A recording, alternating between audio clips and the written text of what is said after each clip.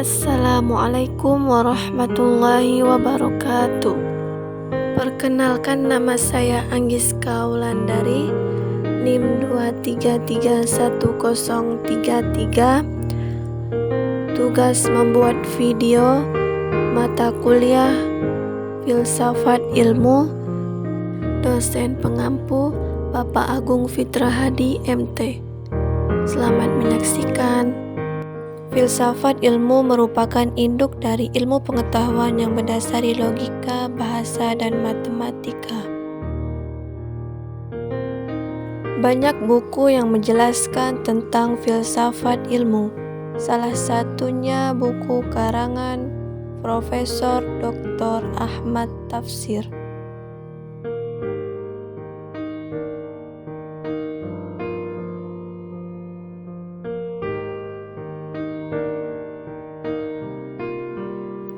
Asal mulanya filsafat diartikan sebagai the love of wisdom atau love for wisdom. Pada fase ini, filsafat berarti sifat seseorang yang berusaha menjadi orang yang bijak atau sifat orang yang ingin atau cinta pada kebijakan. Pada fase ini, filsafat juga berarti sebagai kerja seseorang yang berusaha menjadi orang yang bijak. Jadi yang pertama filsafat sebagai sifat dan yang kedua filsafat sebagai kerja. Masih pada fase tersebut, yaitu pada Aristoteles misalnya, pengertian filsafat sangat umum, luas sekali. Ada 4 macam faedah mempelajari filsafat. Yang pertama, agar terlatih berpikir serius. Yang kedua, agar mampu memahami filsafat. Yang ketiga, agar mungkin menjadi filosof. Dan yang terakhir, agar menjadi warga negara yang baik. Mengetahui isi filsafat tidak perlu bagi setiap orang.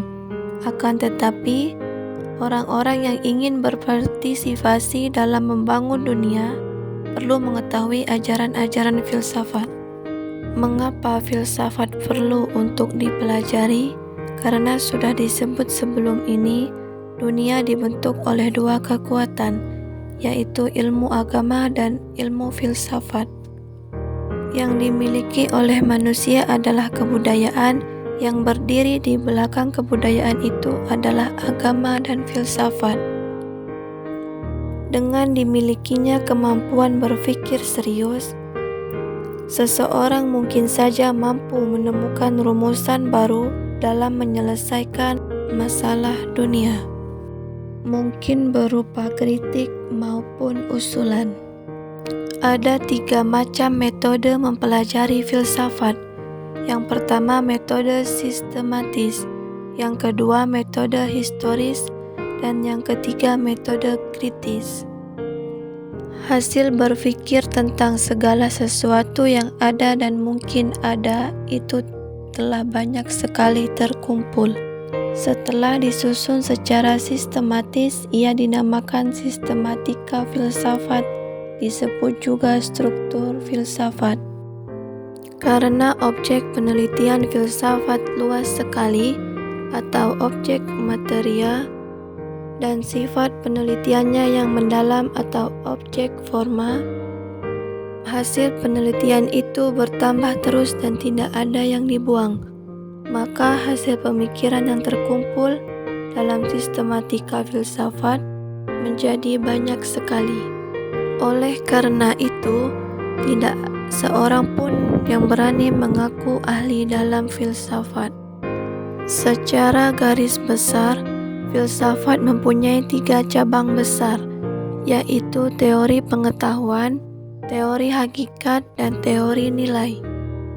Secara singkat, teori pengetahuan membicarakan cara memperoleh pengetahuan, disebut epistemologi. Yang kedua, teori hakikat membicarakan pengetahuan itu sendiri, disebut ontologi. Dan yang terakhir, teori nilai membicarakan guna pengetahuan itu, disebut aksiologi. Filsafat mencakup sangat luas, bisa disebut juga tanpa batas. Epistemologi membicarakan sumber pengetahuan dan bagaimana cara memperoleh pengetahuan. Pengetahuan manusia ada 3 macam, yaitu pengetahuan sains, pengetahuan filsafat, dan pengetahuan mistis. Selanjutnya, ontologi. Setelah membenahi cara memperoleh pengetahuan, filosof mulai menghadapi objek-objeknya untuk memperoleh pengetahuan. Objek-objek itu dipikirkan secara mendalam sampai pada hakikatnya. Bidang pembicaraan teori hakikat luas sekali. Segala yang ada dan yang mungkin ada, yang boleh juga mencakup pengetahuan dan nilai. Selanjutnya, logika. Logika adalah salah satu cabang filsafat, atau katakanlah demikian, yang telah dikembangkan oleh Aristoteles. Logika membicarakan norma-norma berpikir benar agar diperoleh dan terbentuk pengetahuan yang benar. Ada 2 macam logika, yaitu logika formal dan logika material. Logika formal biasa disebut logika saja, adalah logika yang memberikan norma berpikir benar dari segi bentuk berpikir.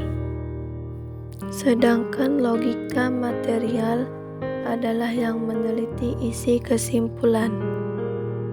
Jadi, ketepatan dibicarakan oleh logika formal, kebenaran isi dibicarakan oleh logika material. Filsafat sebagai philosophy of life juga penting dipelajari.